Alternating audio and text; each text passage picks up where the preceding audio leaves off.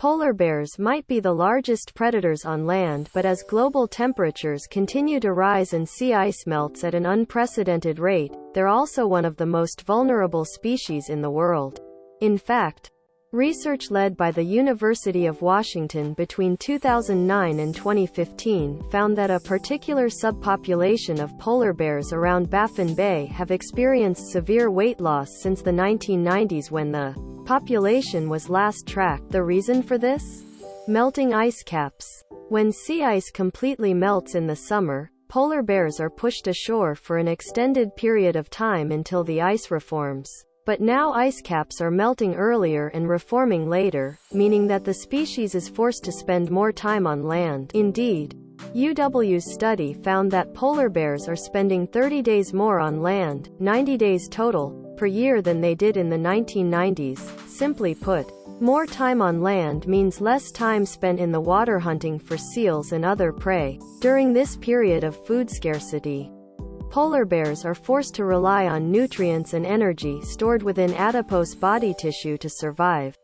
As a result, body weight declines at a rate of approximately 1% per day until sea ice levels rise again in late fall and winter when polar bears can go back to hunting. On top of this, the researchers found that reduced sea ice availability and body weight significantly affect reproductive success, with longer ice-free periods leading to smaller litters.